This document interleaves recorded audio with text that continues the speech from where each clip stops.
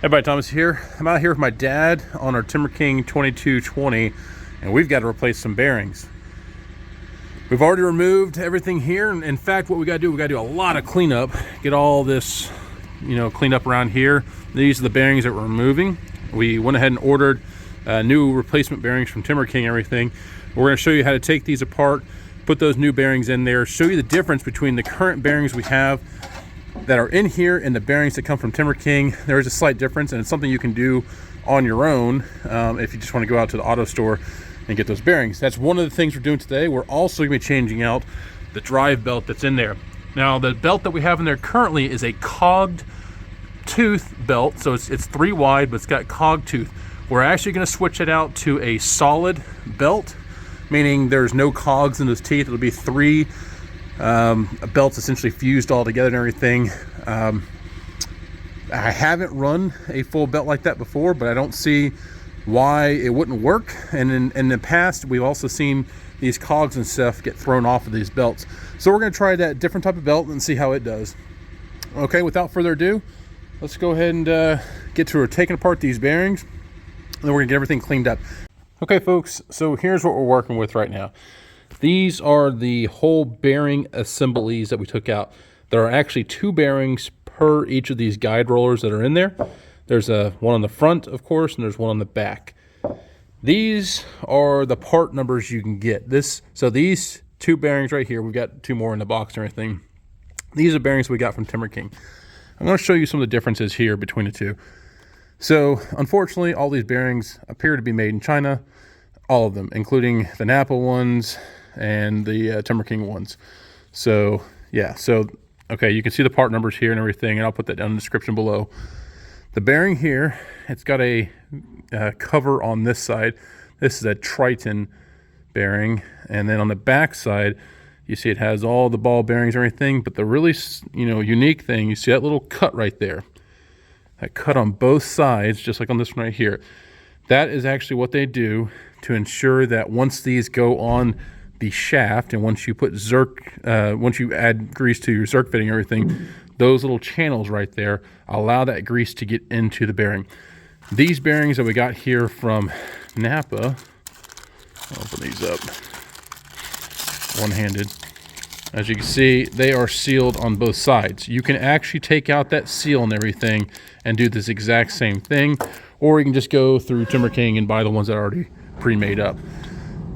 Okay, so you see the bearings and everything. Now let's go ahead and get these things all cleaned up, get the bearings popped out and everything, and let's get back to getting them back on the sawmill. And then we'll also go into our belt that's in there. Okay, folks, I'm going to show you the removal on the second one. I wanted to make sure that my little setup worked. It's been a while since I've removed a bearing and everything, but you don't need a bearing press per se to remove bearings. I've done it before with a piece of wood, mallet, and stuff like that. Well, today I actually used my large vise that I have here on the actual side of the table. Now this table, I'm not gonna lie, this thing had been sitting outside for years and years. It's super heavy duty. It's a beast of a table and everything, but I had this big old vise on top there. After I greased it up, it was all good to go. But these are the bearings that came out. I want to show you kind of between the 2 bearings from Timberking and the one we have here. So you can see the one from Timberking on this ring, this inner ring. See those 2 little chases that were cut into it? This one does not have that. This one right here, you can actually smell that the bearing itself, it just smells what grease smells like when it's been hot and it got hot. If you want a bearing system that's going to last for a long time, I highly suggest either get them from Timberking or get your own set of bearings and then cut the chase into it yourself. It's not hard to do. You can do it with an angle grinder, like a little cutting wheel and everything. Just enough chase in there, or just enough of a cut away in there. See, it's not much, just to allow for grease to travel into the actual bearings themselves, so that they are greased throughout the whole greasing process as you use your sawmill. Now these bearings here, there's no play to them, but you could hear them on the actual sawmill. They just sound like they were racing, and they would spin very, very freely because all that grease there on the inside has been cooked off essentially. So again, what I used was this big old vise right here. I used a bolt with a oversized nut on there and everything. I put that on the back side here. I'm going to demonstrate this on the second one. Put it on the back side there, and you press out the bearing from the back side. So imagine that right there. That's pressing it out and everything. And all I did is just break that bearing free and break this front bearing free. You want to make sure that you clean out, excuse me, right here in that little channel. That channel is where those little these little ring things go and everything. But you want to make sure you clean out that channel. If you don't clean out that, you'll have debris and stuff in there that makes it dang near impossible to pop that off. Once I've broken both those free, I then put it over here onto my pieces of wood, put this back through here, and then used my hammer to actually hammer it through. Very simple. Now that the actual bearings have been removed and everything, I got some WD-40 kind of cleaned up in there. Wanted to make sure that there's no debris on the inside surface, so everything's nice and clean in there, and that'll just aid in the reinstallation of said bearing. You want to make sure that you have your sealed portion going outbound, or should be to the back of it, and then I'm going to use a piece of wood, tap that in there, and I'll set the next bearing on top of that, tap that down. I'm going to go and set up the tripod so you can see what I'm doing here. Okay, so we've got this bearing in here. Again, you want to make sure that the back side is the sealed side out. If you put the open side, you're not going to cut that long before you absolutely destroy that bearing. So I've got this piece of white oak. Good thing about white oak is it's very, very strong. It's the same wood that I used to actually pound it out with. So just gently kind of set it in there and make sure she's going down nice and straight. This side's a little bit higher.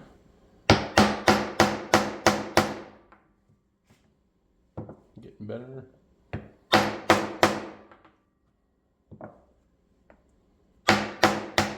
There she goes. All right, so now that bearing has been started. We're going to go ahead and get the other bearing, and we're going to put open face to open face. Now, I don't want to get WD-40 inside there, but I am just going to put a little bit on this outside here. WD-40 is like a degreaser. You don't want to decrease your bearings, but I just want to have a little bit on there to assist in the seating of these bearings. Now it should stay straight because the bottom bearing is lined up with the top bearing and won't get cattywampus on me. Easy, easy.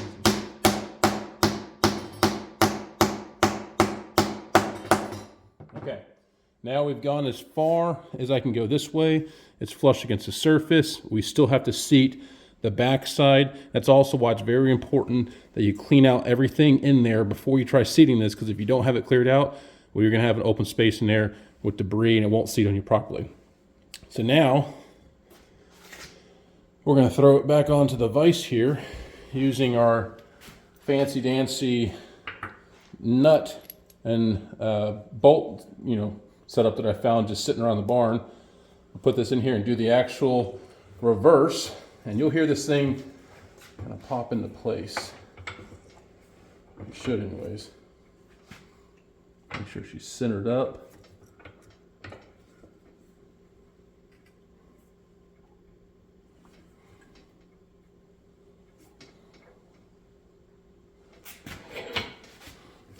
Nice and easy. Yep, there's one of them sitting in there. Just making it in there nice and slow. Don't want to rush it.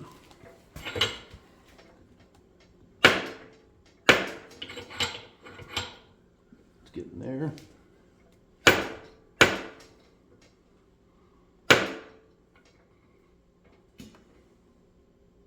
And almost.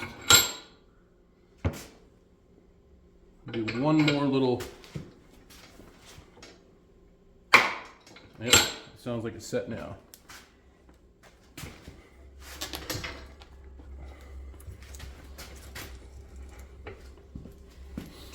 So there you have it. Yep, it is seated on the back side, nice and flush. Spins nice and easily.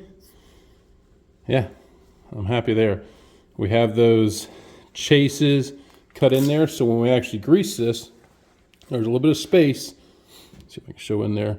You can see the one chase there. If I turn it around, see the other chase there.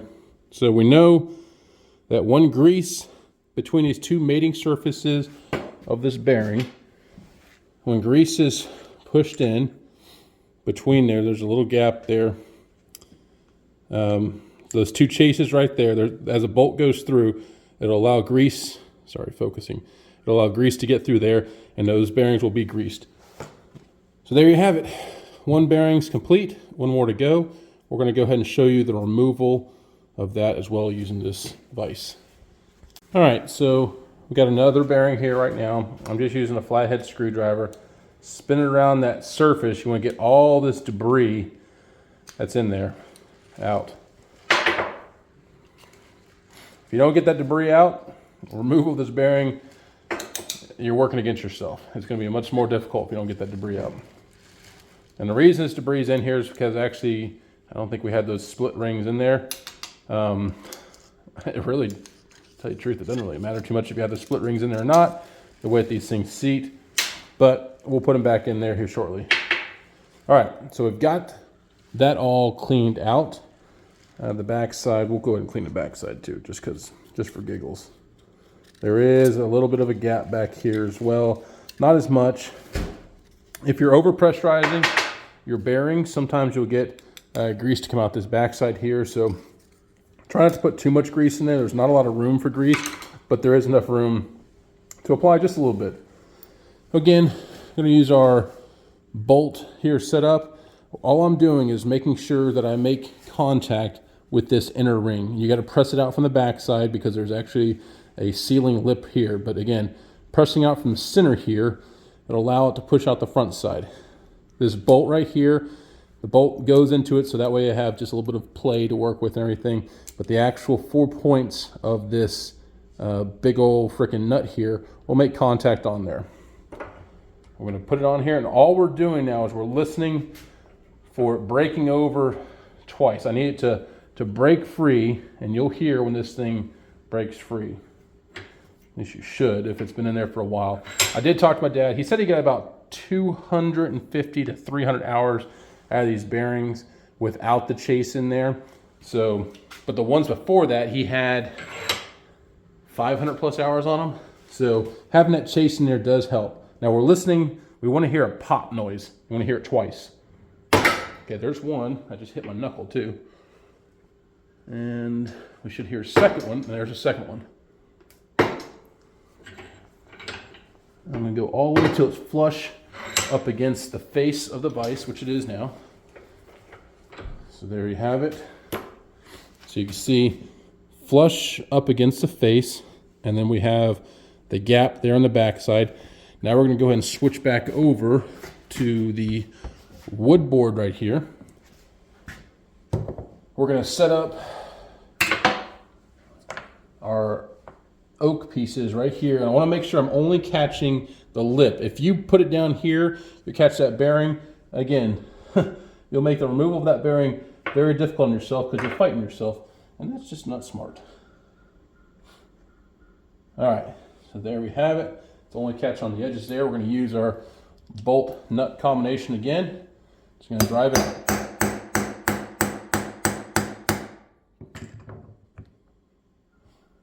Nice and easy. Now, if I had a bearing press, this could go a lot smoother, but I don't have a bearing press, so I make do with what I have.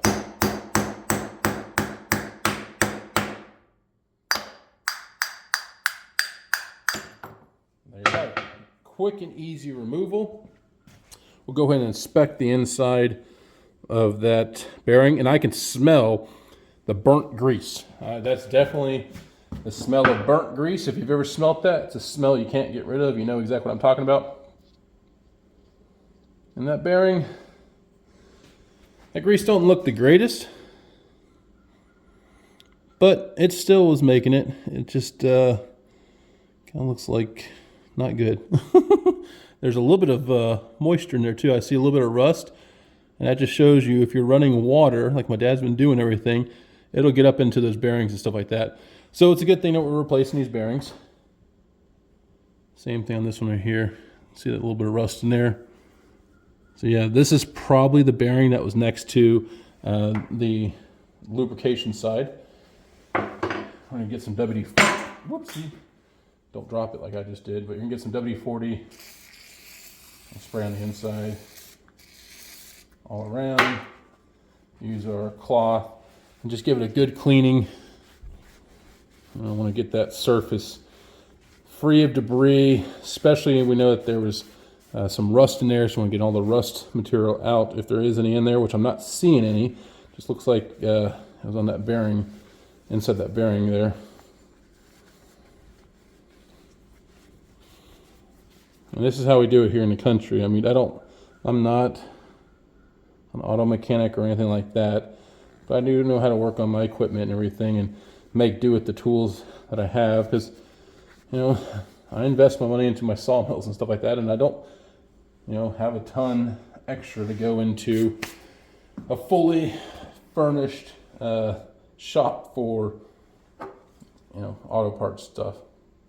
Because these right here, these are just auto bearings right here. I like wheel bearings and stuff like that. Again, you want to make sure your sealed face is to the outside. And we'll go ahead and repeat the same process. I'm going to go ahead and throw in a time lapse so I don't bore you with a long video here.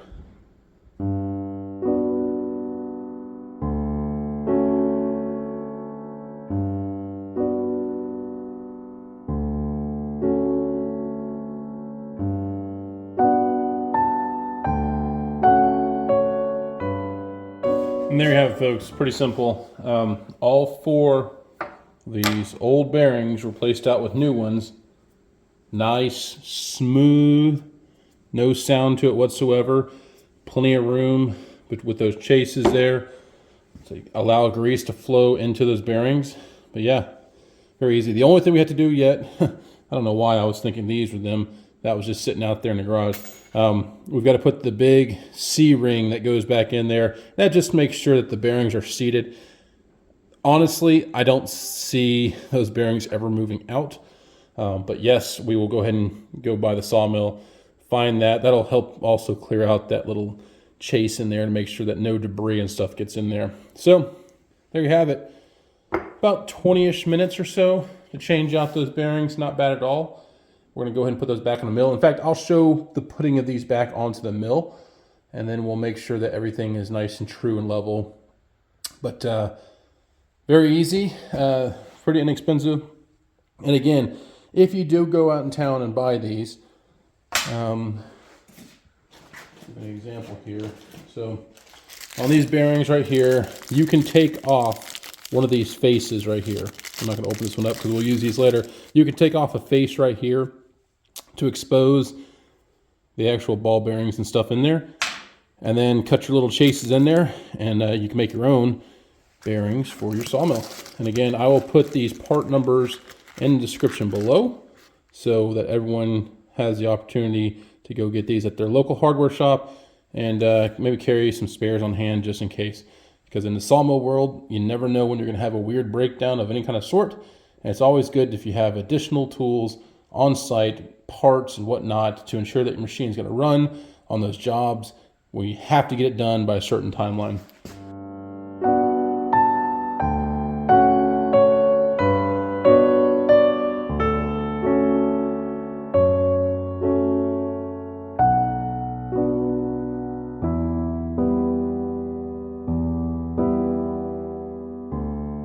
There you have it. We're all done here.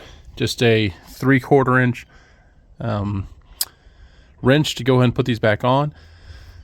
I went ahead and greased them up, put a couple extra ones in there because it's the first time being greased. The only things we don't have on here are these right here, and those actually go right into there.